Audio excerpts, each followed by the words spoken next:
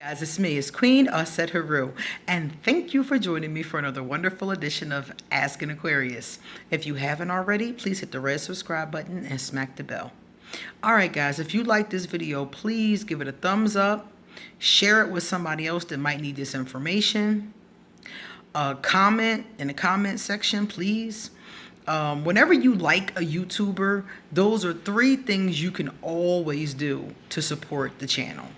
Everybody doesn't have money to support a channel or to give you donations or things like that. But everybody can hit the like button, leave a positive comment, and share a video. If you like a YouTuber, that really helps us. That helps us more than anything else, actually, because the algorithm that YouTube uses to see if your video is worthy is actually based on your responses to us. So if you like what you're looking at, if you're feeling it, and you're commenting, you're sharing it, then YouTube is like, okay, this is good content, and they continue to promote our content. When you don't, your favorite channels can disappear because YouTube takes it into account. You don't like them enough to support them in free ways, So they're like, if you won't help them for free, you must not like them that much, All right, guys. So let's talk about something that made me laugh so hard.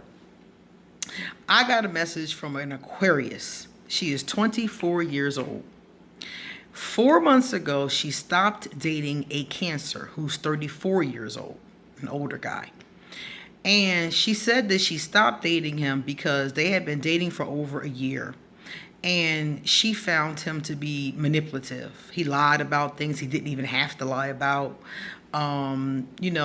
Just like deception, not being forthcoming with her, playing head games, like she know he did something and he'll, play a game and lie like he didn't do it, or, make her think she crazy for thinking he even would do something like that when in reality it comes out that he did it.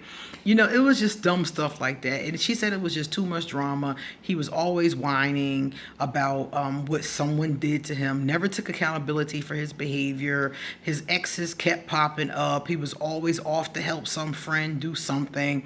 And she said that between that and the manipulation, she just decided it wasn't worth it, and she was going to date somebody else. She started dating him because he was older and she thought he'd be more mature, but she said he put her through more drama than the young boys that she had been hollering at before. So 4 months ago, she ended it. So she said that as soon as she ended it, he started acting crazy. Basically, as soon as she ended it, the BS started. She said that he kept driving past her house at different times of the day. At first, she didn't notice it, but then her neighbor saw him circle the block and come up the driveway. And her neighbor told her, like, I don't know what's going on with you and that dude, but he's circling the block and I don't know what's up, Then she said one day he was always like calling the house, so she changed the number. She changed her cell phone number. And she said that one day she was at work. She works at Subway, the sandwich shop. And she said that she was coming off the trolley, going into work, and he was parked in front of her job. And she said she didn't want, her boss or anybody to see him out there or no drama, So she walked over to the car and she was like, what are you doing here? And he was like, I just want to talk. I don't understand why you ghosted me. Because she said she broke it off without saying anything. And I was like, well, yeah, so that could be why he was so pressed at first. And she said that she just told him, look, I don't want this anymore. I'm seeing somebody else. I've moved on. And you need to do the same thing. And, he just kind of sat there, and she went to work, and he sat there for a little while. And she said after like about 20 minutes or so, he drove off. And she said she thought that would be the end of it. But then he went and made a fake Facebook account and sent her this poem, this love poem, talking about reconciliation.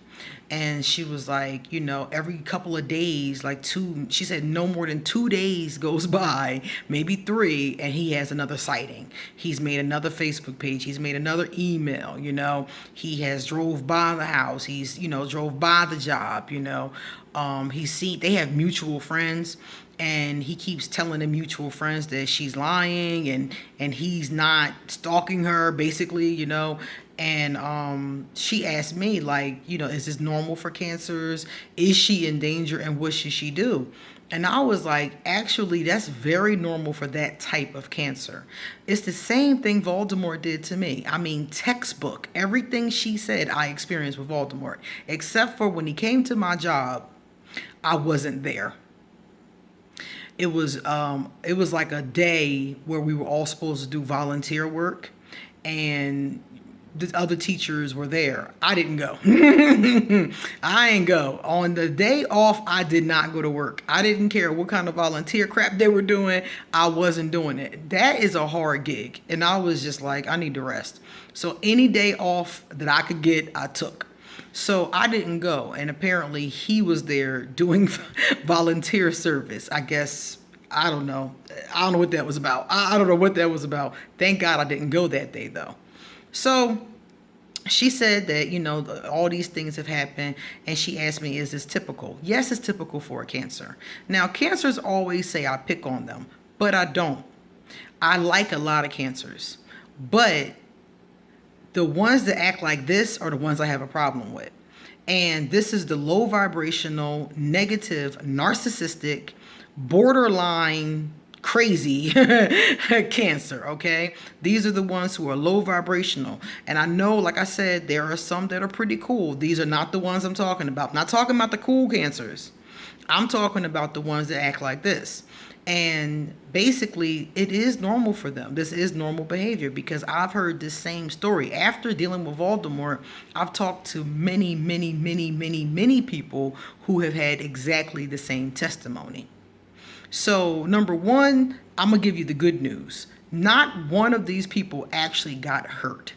Voldemort never actually did anything. He was just a creep. He just did creepy stuff, Likewise, the other people that I talked to told me exactly the same thing. Nobody actually got assaulted or attacked or murdered or anything along those lines.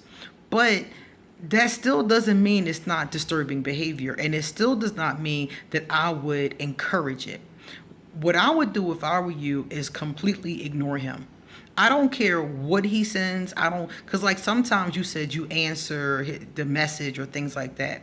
With a cancer, you have to completely ignore them, because every time you answer, it encourages them. And this is really what any person that's doing this kind of thing, cancer or not. Anybody who's acting like this, whenever you respond, it encourages them. And that's a mistake that many of us make, because many of us care about them in some capacity. So when they start doing this, we might respond sometimes. They might hit our heartstrings sometimes, because they are emotionally manipulative. So they can hit that heartstring, and you be like, oh, well, it won't hurt just to say, something. So don't say nothing. I don't care what he hits you up on. That's how I got rid of Voldemort. I just completely ignored him. And after a while, they find somebody else to bother. Basically, that's what happens. They already had somebody else to bother. So they just let their entourage of whatever, but they go bother somebody else. They go stalk somebody else. They go beg somebody else, or, emotionally harass somebody else, So you just have to ignore him. And with Voldemort, it took years before he stopped trying to reach out to me. It took years. So it's not going to be fast in a lot of cases. You might have to go through this for quite a minute. Let me tell y'all something funny Voldemort did to me. It wasn't funny at the time, but it's funny now. Voldemort, after we had broken up, sent me an invitation to his engagement party. Okay, he wasn't getting married, but he sat and made a fake invitation online, because they have those places where you can do fake, you can do like cards, e-cards and things like that. So he sent me a fake e-card invitation to his engagement party. I guess it was supposed to stab me in the heart that he was getting married, And I sat there and looked at that, and I was like, wow, this man is really sick. And I'm really stupid for messing with him. That's all I could think. Because it was kind of obvious he wasn't getting married, because I remember I'm friends with his best friend's wife. So she would have told me if he had gotten engaged. So I already knew it was BS. And I just thought it was funny. And it was like it was some location, and my friend was like, maybe he's trying to lure you to that location to kill you or something, you know. So I was like, nah, he's just crazy, you know. He's just crazy, and he wants to hurt my feelings. That's something a Cancer does. They want to hurt you. They want to hurt your feelings, and they'll do little stupid stuff like that as well. So if he does something like that again, totally ignore it. If you totally ignore him, he'll get bored, he'll get the hint, he'll go bother somebody else. Bottom line. If you keep responding to him every so often when you're bored, like me, when I was bored or lonely or missed him, because I really cared about Voldemort, and sometimes I really did miss him. And I would respond during those times, you know, and then I would end up right back in the drama all over again. So what I had to do was not go nowhere near the rabbit hole, because once you step near it, you're going to fall down it. Don't go down the rabbit hole. That's all you have to do. And after a while, he will go away. Now, if he does anything violent, I don't care what it is, if you can prove that he did it, because if I were you, they have these cameras that you can put on your house, and it'll record anybody coming near your home. If I were you, I would get one of those cameras. And if he did anything violent, destroyed your property or anything violent, I would get a restraining order. He has to actually do something to get a restraining order. So in most states, that's the unfortunate part. They have to actually do an act to get the restraining order. So if he actually does something, get the restraining order. And then from that point on, if he tries to contact you or does anything else harmful, you can have him arrested. Without that piece of paper, they really don't do anything. And with that piece of paper, he has to actually make an action, a violent action. So that way, at least you know that if he does try to kill you, that at least you have some form of backup, and the police know that this man is harassing you. But if he doesn't do anything violent, the cops are going to tell you the same way they told me, that you have to just ignore it because he hasn't done anything. I definitely called the cops and talked to them about that shit when Voldemort was doing it, because my mom is a cop. So I talked to the detective and I told her what was going on. And she was like, unless he does something, you can't get a restraining order. But we will do, they do something called drive-bys. So while it was in the thick of negativity, sometimes they would drive by the house. And your local police station will do that in many towns, just to, take a look and see that you're okay, if they know somebody is harassing you. But if they don't do anything violent that's criminal, then, and you can prove, you have to be able to prove it's them, then you can't get a restraining order. So, like I said, as long as it's nothing violent, just ignore him. Don't answer anything. I don't care what he says. If he says he's dying, if he says he's going to commit suicide, I'm telling you, this is the kind of stuff that Cancers will do. If he says that his mother is, sick, if he says that, anything. If he says he just needs to see you for a minute, he forgot something at your house, they make up any kind of story to get back in your good graces. So no matter what he says, ignore him and keep blocking. Every time he makes another thing, block it. He'll get tired of it after a while, guaranteed. And like I said, if anything really serious happens, that's when you need a restraining order. But like I said, in all of the cases that I know personally, the Cancer just acted crazy for a couple years and eventually they gave up. And sometimes they give up, but they still try like once a year, So that's all you have to do. And 9 times out of 10, you'll be okay. But remember, it's not a game. You don't want to play with your life. So if at any given time you feel like you're in danger and you need to go to the authorities, you definitely should. Okay? The camera, like I said before, are very inexpensive, and you can get those online at Amazon.com and put them on your home. And then they'll have a record of how many times he's drove by. Because that right there, if you have to go to court, all of this is evidence of harassment. Keep, the stuff that you have that he sent so far, as far as emails and things like that, you said you kept that stuff. That's smart. Because if you have to go to court and prove that he's harassing you, that's the kind of stuff you have to take.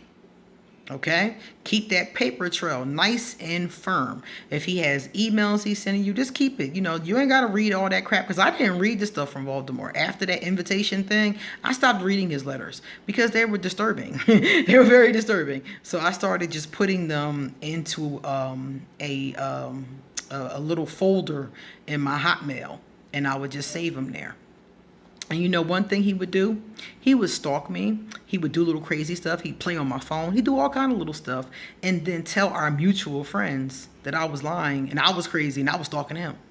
They do stuff like that. I'm telling you, it's all a game with them. And the best way to win is not to play. If you're playing, you're losing. All right, guys, it's time for me to get going. So if you like this video, please pass it on to somebody else that's going through something like this.